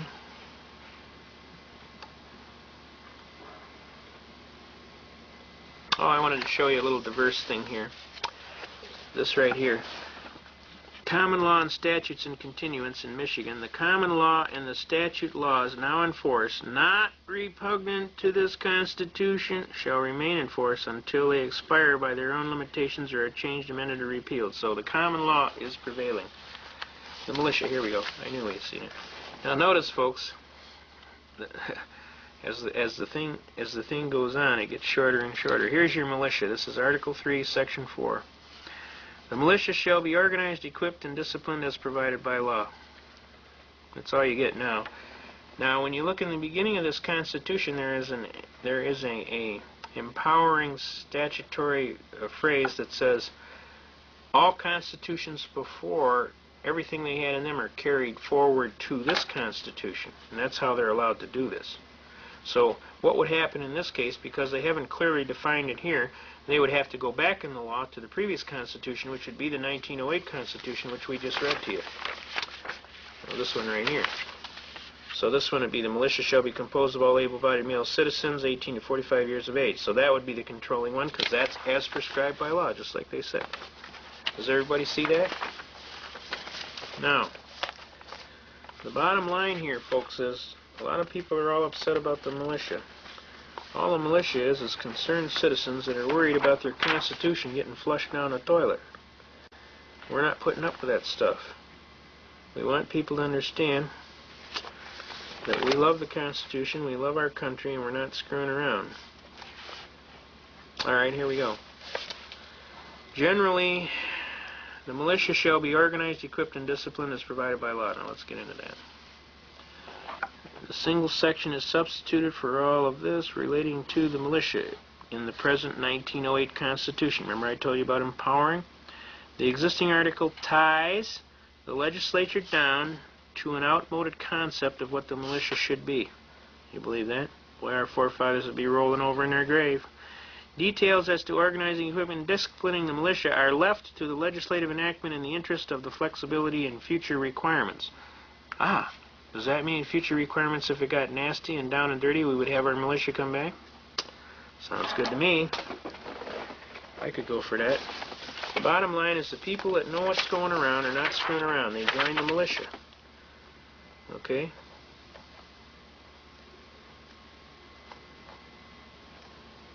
Alright, now Article 10. Alright, here we go. Here we go. Article 9. Let's pull this out. The militia, organization and discipline. The legislature shall provide by law for organizing and disciplining the militia in such manner as they shall deem expedient, not incompatible with the Constitution and the laws of the United States. But they're not doing it, right? The legislature shall provide for efficient discipline of the officers commissioned and non-commissioned, and the musicians and/or may provide by law for the organization and discipline of the volunteer companies. Volunteer companies. Notice that. Volunteer companies, huh?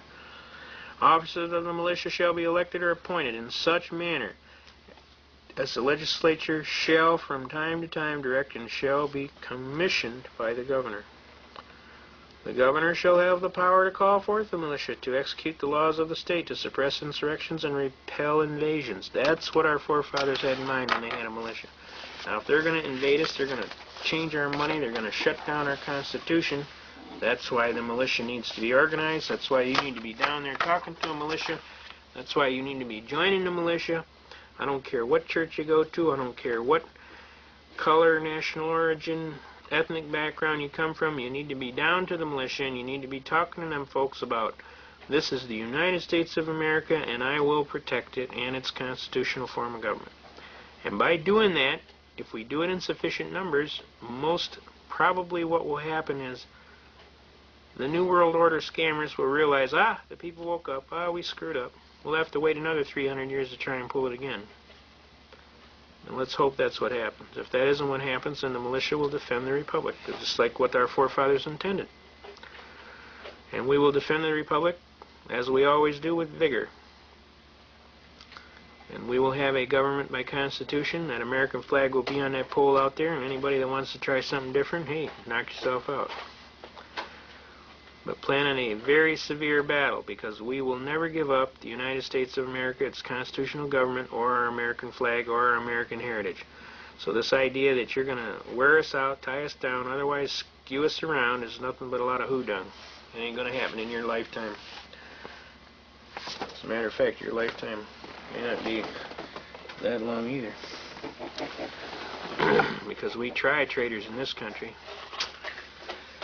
And the bottom line is the penalty for treason is death. And it's not our purpose to threaten or coerce or otherwise intimidate any person, but we want you to understand that this is the United States of America. This is a country governed by constitutional law, that constitutional law prescribes penalties for criminal acts, and that those criminal acts can be punished by a lawful means. We're asking all persons that are involved in all walks of government or any areas of the law to please, please, please, let's get back to the Constitution and quit screwing around. Let's just get back to what's supposed to be done and quit screwing around. Pull back your Federalist Papers and let's start reading. You're going to find out everything that's in this book is directly applicable today. We need to do it over. We need to get back to a gold and silver standard. We need to get back to a serious means of trade expedience that's going to hold the standards of our country even. We won't have this inflation. We won't have this ridiculous market situation.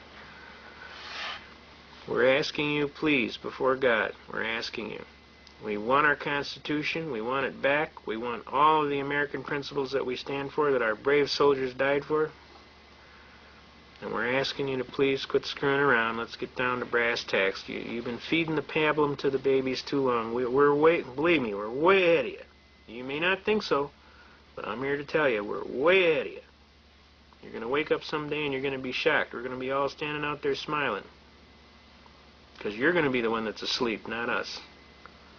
We know what we're talking about. We're not fooling around. We want you to honor our Constitution. God bless America. We want you to keep us safe. We want to be into the 21st century stronger than we were in the 17th century. We're not fooling around, so please. Now we can go into this book, and this book clearly establishes they never wanted to have a militia or a standing army. They only trusted. You listen to some of these arguments in here. Okay? But it is said that the laws of the Union are to be the supreme law of the land. What inference can be drawn from this? Or what would they amount to if they were not to be supreme? It is evident they would amount to nothing. A law, by the very meaning of the term, includes supremacy. It is the rule which those to whom it is prescribed are bound to observe. This results from every political association. If individuals enter into a state of society of laws of that society must be the supreme regulator of their conduct. If a number of political societies enter into a larger political society, the laws which the latter may enact pursuant to the powers entrusted to it by its constitution must necessarily be supreme over those societies and the individuals of whom they are composed of. It would otherwise be a mere treaty dependent on good faith of the parties, and not a government, which is only another word for a political power and supremacy. But it will not follow from this doctrine that acts of larger society, which are not pursuant to its constitutional powers, but which are invasions of the residuary authorizes of the smaller societies, will become the supreme law of the land. These will be merely acts of usurpation, which is kind of what's going on, and will deserve to be treated as such. Hence we perceive that the clause which declares the supremacy of the laws of the Union, like the one we have just before considered, only declares a truth which flows immediately and necessarily from the institution of the federal government. It will not, I presume, have escaped observation that it expressly confines the supremacy to laws made pursuant to the Constitution, which I mention merely as an instance of caution in the convention, since the limitation would have been to be understood through, though it had not been expressed. Though a law, therefore, for laying a tax for a use of the United States would be supreme in its nature, and could not legally be opposed or controlled, yet a law for abrogating and preventing the collection of a tax laid by the authority of the state, unless upon imports and exports, would not be the supreme law of the land, but an usurpation of power not granted by the Constitution, as far as an improper accumulation of taxes on the same object might tend to render the collection difficult or precarious. This would be a mutual inconvenience, not arising from the superiority or defect of the power. Now we want to get into some serious arguments here. We want to go to page 108, about the middle of the page. Except as to the rule of apportionment, the United States have indefinite discretion to make requisitions for men and money. That means they can ask. But they have no authority to raise either by regulations extending to the individual citizens of America. That's why we don't have a Title 26 that applies to you. The consequences of this is that, though in theory their resolution concerning those objects are laws constitutionally binding on the members of the Union, yet in practice they are mere recommendations which the states observe or disregard at their option. This is the intent of the framers. Cohen versus Virginia, 632-1821 says this is the exact intent. Is it pretty hard for you to understand what their intent was?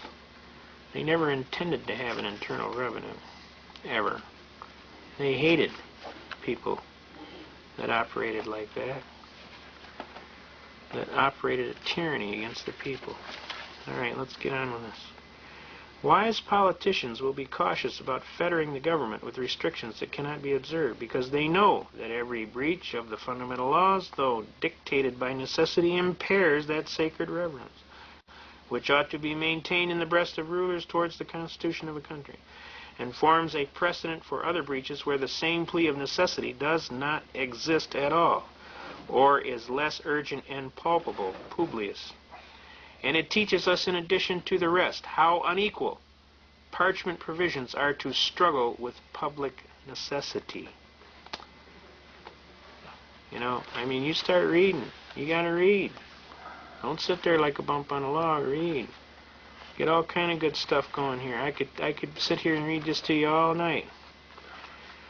This Constitution and the laws of the United States which shall be made in pursuance thereof, and all treaties made or which shall be made under the authority of the United States, shall be the supreme law of the land, and the judges in every state shall be bound thereby. Anything in Constitution or laws of any state to the contrary is notwithstanding. The indiscreet zeal of the adversaries to the Constitution has betrayed them into an attack on this part of it, as also without which it would have been evidently and radically defective. To be fully sensible of this, we need only suppose for a moment that the supremacy of the state's constitution had been left complete with a saving clause in their favor. In the first place, as these constitutions invest the state legislature with absolute sovereignty in all cases not excepted but the existing Articles of Confederation, all the authorities contained in the proposed Constitution. Remember I told you about how they tied them together? So far as they exceed those enumerated in the Confederation, would have been annulled. See that? And the new Congress would have been reduced to the same impotent condition with their predecessors. I mean, these people were wise way beyond their years. And this talks about the militia. They never wanted to have a standing army. Never. They always wanted the people to defend by a militia. They wanted the militia to be there ready to kick tail if there needed to be. They wanted to have a Paul Revere running down yelling, "The British are coming, the British are coming," or whoever, somebody. They called them Minutemen. They call them Minutemen for a reason, because they wanted you to grab your kit and be out on the road in a minute, ready to kick tail and repel all borders. That's the way our forefathers thought. Now, they were wise men who had come from a tyrannical environment in the European marketplaces. They knew exactly what was going on, and they weren't screwing around. And the bottom line is they were deadly serious, and they were ready to sign their life. They pledged their life, their future, their fortunes, and everything so that we could have this Constitution. And I think we kind of owe them a debt, because a lot of them died miserably as paupers because they dared to sign the Declaration of Independence, and the king went after them with a vengeance. Do you understand? Now, the bottom line here is we got a duty, and we're going to finish this thing up. We want to do some stuff on taxes, and then we're going to be out of here. We're going to do two things on taxes. One is going to be on Title 31 United States Code, Section 742, and we're going to rattle it off. If you want the argument later, you'll have to get back with us, okay? Title 31 United States Code, and we're going to quote it. Except as otherwise provided by law, all stocks, bonds, treasury notes, and other obligations of the United States government shall be exempt from state, municipal, and local authority. This exemption extends to every form of taxation that would require either the obligations or the interest thereon, or both be considered directly or indirectly in the computation of the tax. See Memphis Bank versus State of Tennessee et al. Garner. Notice this is Memphis Bank versus State of Tennessee et al. Garner. Everybody got that? That's recorded at volume 459, U.S., page 392. Okay, right here. Right, can you see that? Okay.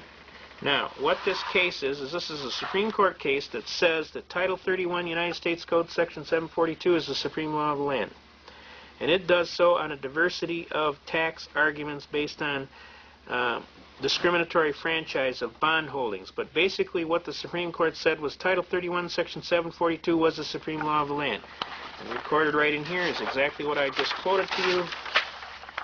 Right here, except as otherwise provided by law. Notice it says all stocks, bonds, treasury notes, and other obligations of the United States shall be exempt from state taxation by or under state or municipal or local authority. Now what does this mean? What are they talking about here? This exemption extends to every form of taxation that would require that either the obligations or the interest thereon or both be considered directly or indirectly in the computation of the tax. This is a unique tax argument. See, when the states went off the Article 1, Section 10 gold and silver standard, you can't pay anyway because of Michigan Compiled Laws Act 21.153. You cannot tender anything other than gold or silver coin to an officer of the government without being a party to a felony.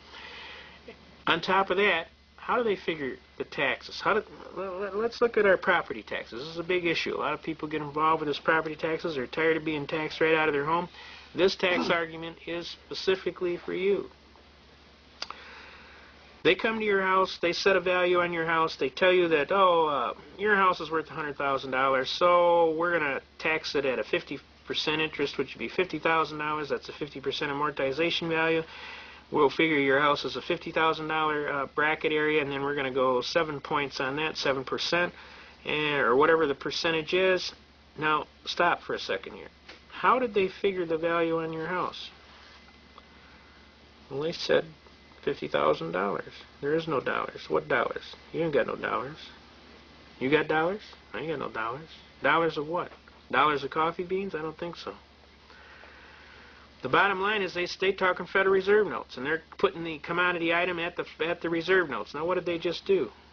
Except as otherwise provided by law. All stocks, bonds, treasury notes. What is a Federal Reserve note? It's a treasury note. And other obligations of the United States. What obligations? Title 12, Section 411 says the said notes shall be deemed to be obligations of the United States government. Whoops. Now wait a minute. Let's look at this again. Except as otherwise provided by law, all stocks, bonds, treasury notes, and other obligations of the United States shall be exempt from taxation by or under state or municipal or local authority. Does that mean they can't figure a tax by using obligations to the United States government? You're right. You're absolutely right. This exemption extends to every form of taxation that would require either the obligations or the interest thereon, or both be considered directly or indirectly in the computation of the tax. Now, what are they doing when they figure this 50% amortization of value, and then they add so many points percent on, and they attack that on, and then they say, well, you owe us this much. Aren't they using Federal Reserve notes indirectly? They are, aren't they?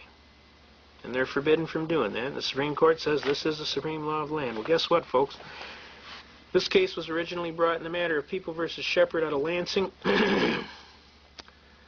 And after that case, they went in all the law books and they pulled out Title 31, Section 742. That's how scared they are of this title. And we went to Shepherd Citations, and we noted that in Shepherd Citations there was no note that says annulled, repealed, or otherwise transferred to some other law. There's a hole there, folks. It starts at Title 31, Section 734, and then there's a hole, and then it goes to 752. What happened here? They went in all the law books and pulled this argument out. Why do you think they did that?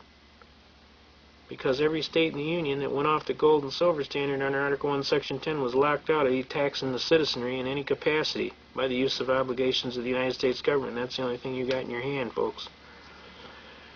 So rather than play that game, they went in all the law books and pulled it out. Then they went in Shepherd Citations, and instead of putting a note down there as to what happened, they just created a void. What is that evidence of? Fraud. Fraud. Does not fraud void the contract? Last time I checked, it did.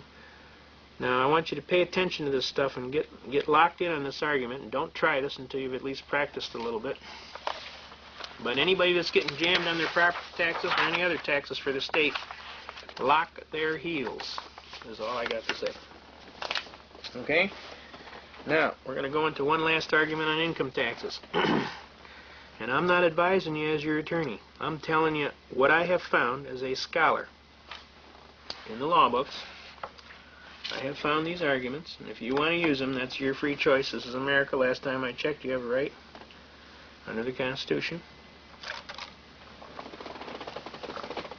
We've argued this before the Supreme Court, though, and it cannot be argued against. It's pretty strong. Bear with me a second here. My voice is going.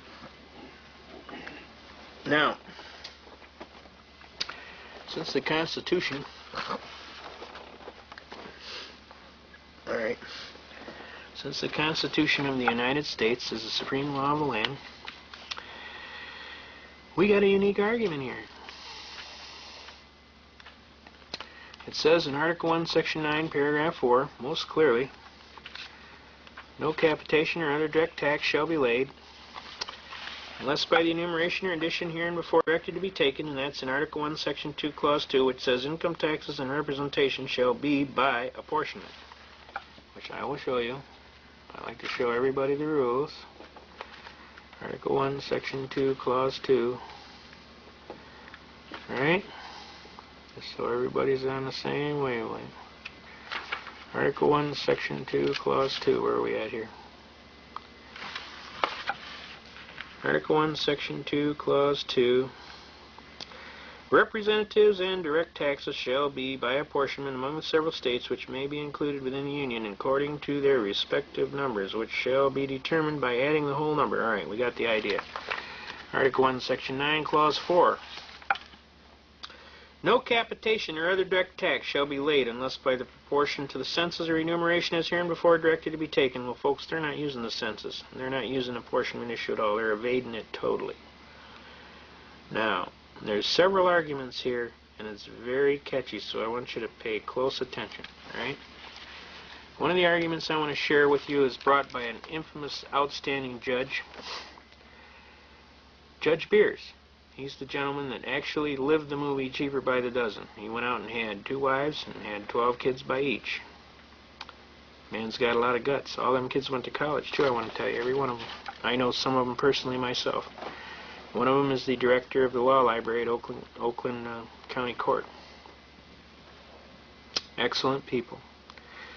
But Judge Beers got mad, and he called up Jimmy Carter, and he told him, look, we need to have a raise for our judges because we're not keeping up with inflation, etc., etc. And Jimmy told him, no way, Jose, and so Judge Beers filed in court the case of Evans versus Gore, recorded at 253 U.S. 245. Judge Evans sued I.R. Gore of the Internal Revenue Service because he claimed that the Internal Revenue Service diminished his salary during his continuance in office. And we all know that judges of the Supreme Court and inferior court shall hold their office during good behavior and shall receive for their services a valuable compensation which shall not be diminished during their continuance in office. That's Article 3, Paragraph 1. Wait, I'm sorry.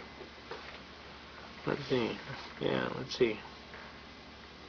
Article 3, Paragraph 1. The judicial power of the United States shall be vested in the Supreme Court and such inferior courts as may from time to time ordain and establish.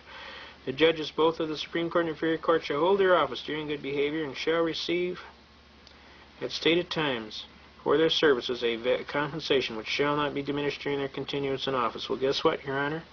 They diminished my salary during my continuance in office. You'll notice that there was no diminishment specified, so all diminishment is forbidden. Okay? And since all diminishment is forbidden, I am constitutionally immune from your income taxes. The Supreme Court came back and said, excellent argument.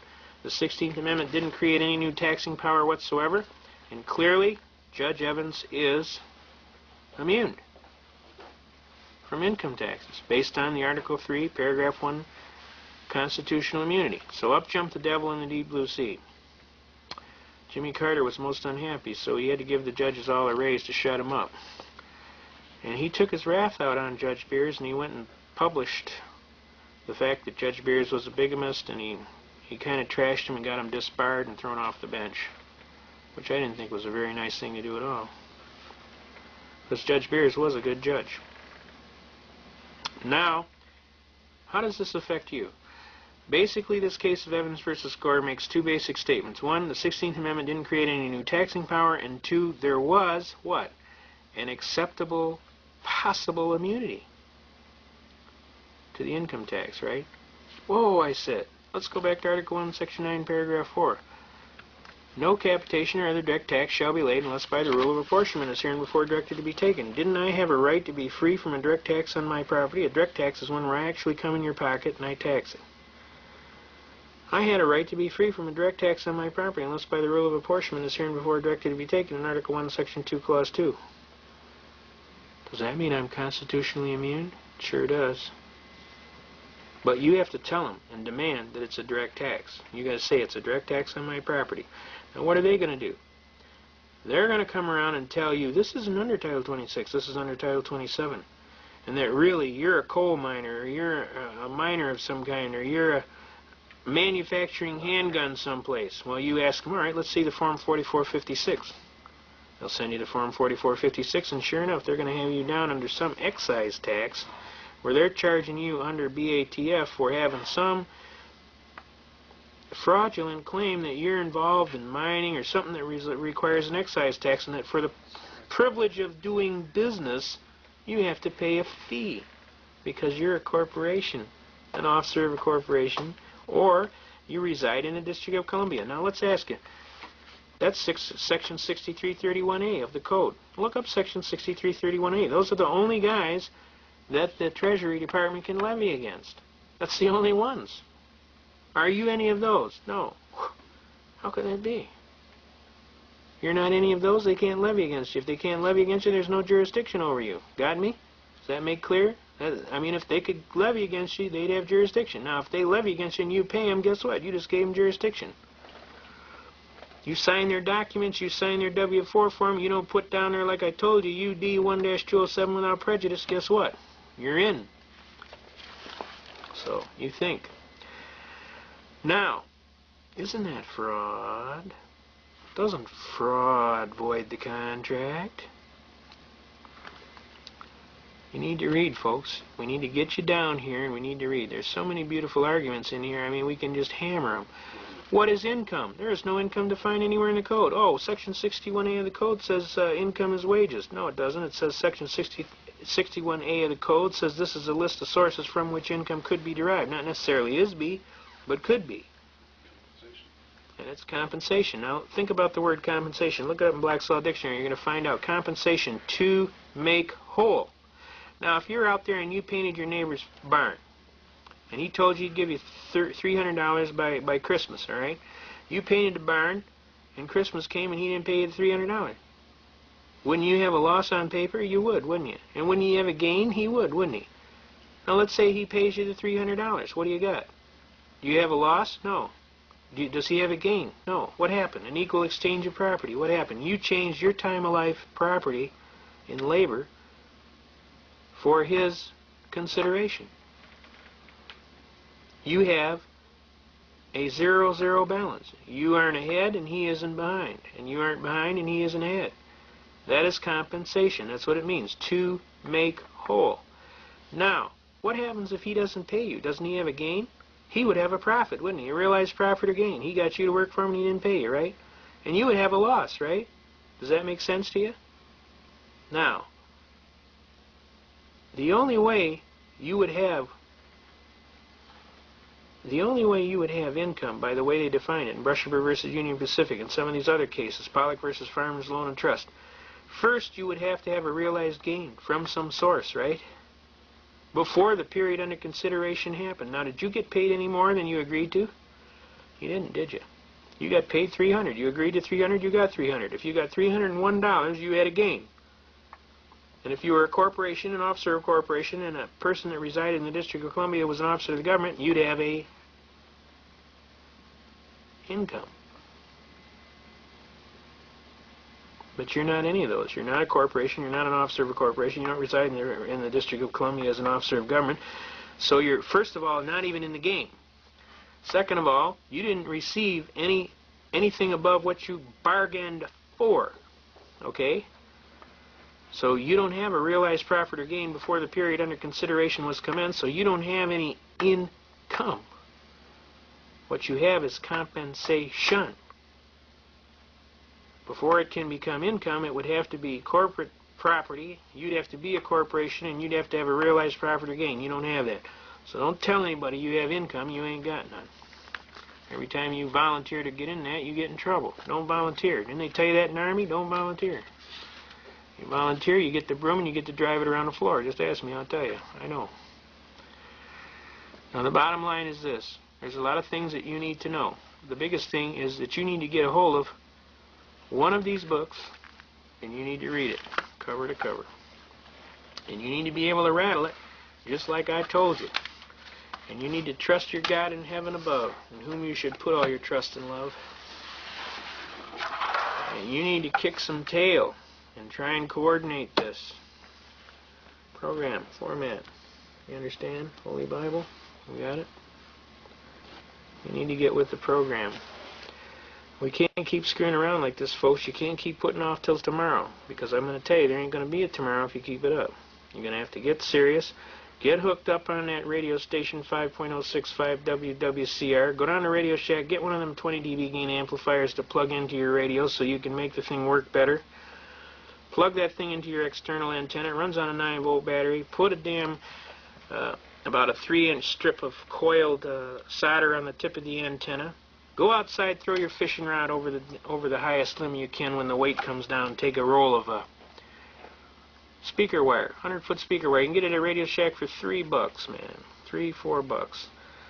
Bare the end, twist it together, tie it in a loop, put it on the other end of that fishing line, pull that fishing line up in the air, get you a 100-foot antenna, tie that baby off to your fence, come outside, take that wire, bear it off, and take it into your house and wrap it around the antenna on that 20 dB gain amplifier. You can pick up Moscow just like WXYT radio down across the street.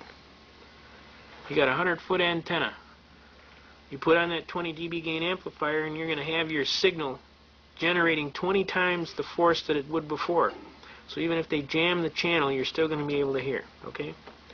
You need to be listening to Radio Free America, to Jack McLam, to Tom Ballantyne, to Bill Cooper, to Mark from Michigan. You know, you need to get in touch. You need to get in touch with your God. You need to get in touch with your fellow Americans. You need to get down to the militia. You need to quit screwing around, sitting on the couch, watching the ball game, and the life going by, and nothing's getting done. You understand? You need to get out there and hit a couple of these patriotic meetings and listen to some of these folks talking that are trying to save you and your country. And you need to start realizing that you need to put your money where your mouth is. It's like, you know, put up or shut up. Because I'm telling you, if you don't do something soon, you're not going to have a country. what you're going to have is a chain around your ankle, and you're going to be pissed. So I'm telling you, the time is now.